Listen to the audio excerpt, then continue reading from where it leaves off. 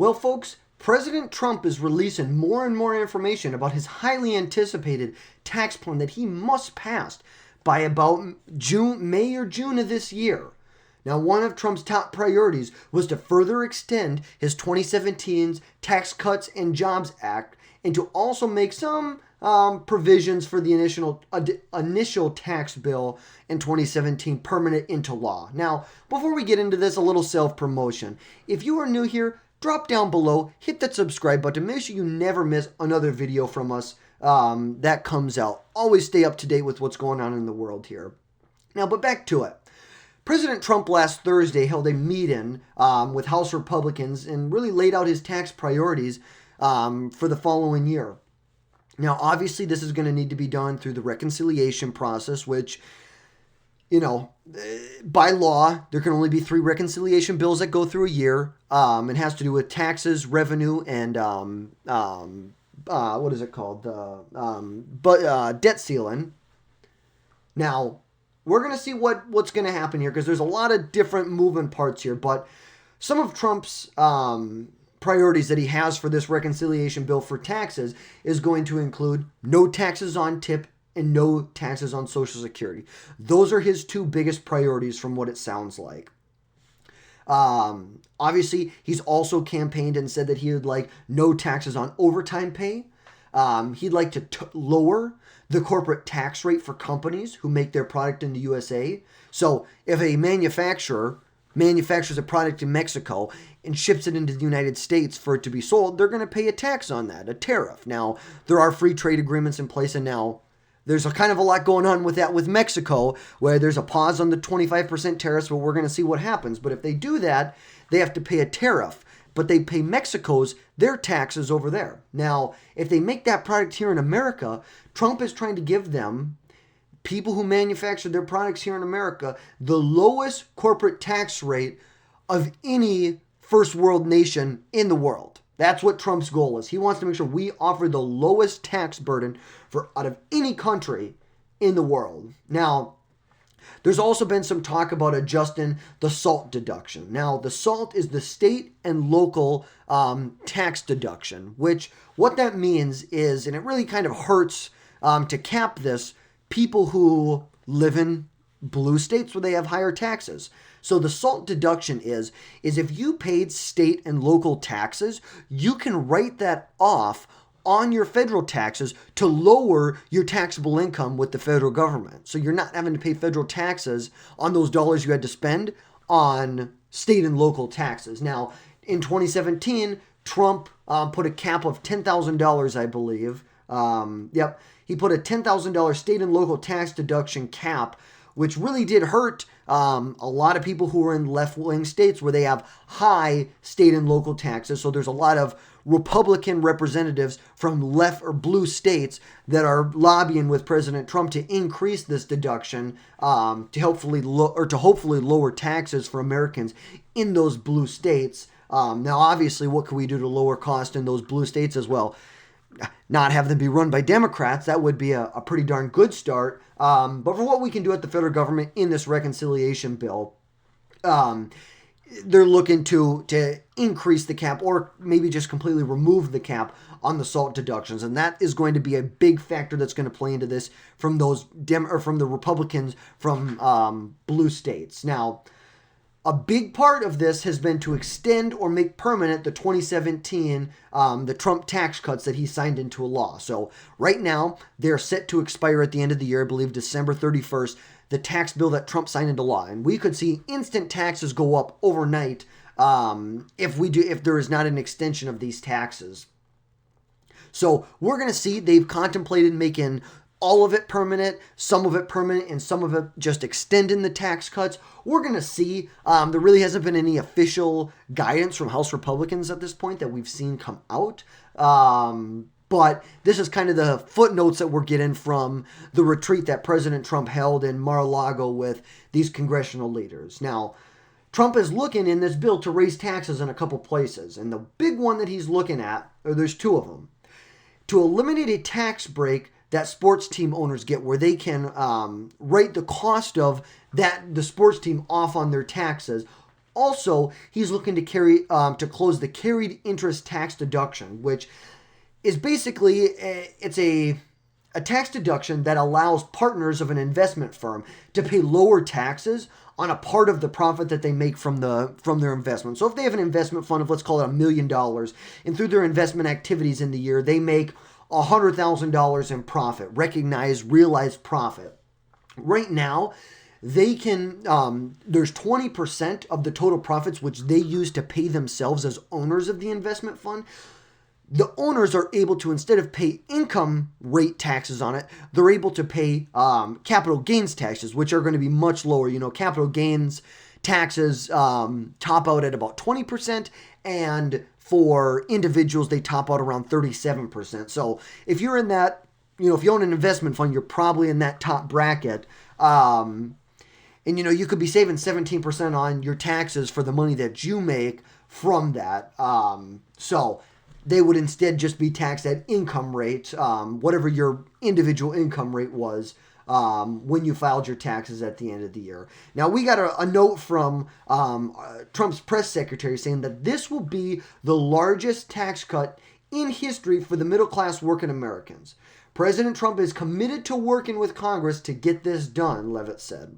Now, Republicans plan and are going to use the reconciliation process to pass the tax cut proposal through Congress. Now, what is nice about the reconciliation process is it allows the GOP to pass a tax bill without any Democrat support, as it only requires a simple majority in the Senate. Now, typically on a piece of legislation, it would require 60 senators in the Senate to vote in the affirmative for the bill in order for it to be passed on to President Trump for him to sign it into law. But with the reconciliation rules that were enacted about 50 years ago, they can pass through anything that's related to taxes, revenue, and the debt ceiling. They can pass through the reconciliation process. So, or I should say, taxes, spending, and the debt ceiling can go through the reconciliation process. Now, this is going to be huge. And to be able to get this done, they've got a 5-seat majority in the House, a 6-seat majority in the Senate.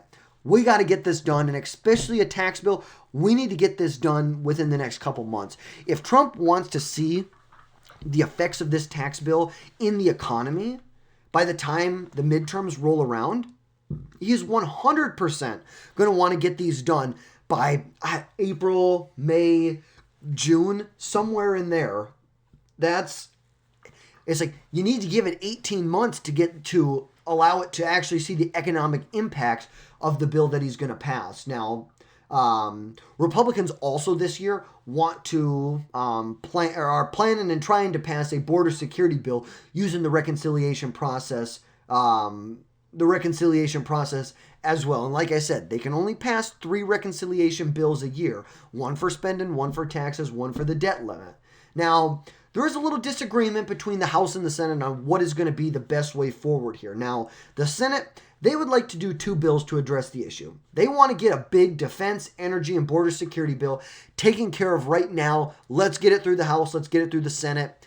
Get President Trump to sign it into law. And then a tax bill later in the year.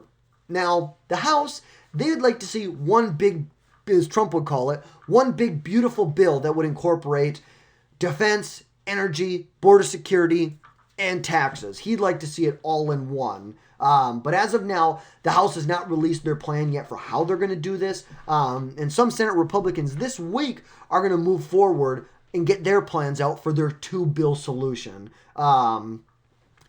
Here's the thing about it. If you have this is my issue with the Senate, the way they're going about this. With the Senate, they need to get this tax bill done first. They either need to get the tax bill done first and this energy and spending bill done immediately afterwards, like before this summer, or they need to do one bill. We cannot. It's like we just cannot let happen. Let Trump pass these a tax cut, and we do not see the economic impacts by the time that we get to, midterms next year. I just would really hate to see that happen. You'd hate to see that. You go through all this work, and obviously you want to win elections, and it's more than just about winning elections, but at the same time, it is about winning elections. It's about getting legislation passed, helping the American people, and winning freaking elections. Because guess what? You can't do much when you don't win an election. You just can't. You know, you look back. They just need to get they need to get the tax bill done soon. That's just they just have to. We cannot delay it. We cannot let this continue to go on. Kind of like what happened back in 1981. You know, Reagan passed some tax cuts in 1981. They didn't kick in fast enough into the economy to see those impacts because you still had all that inflation after Jimmy Carter left office.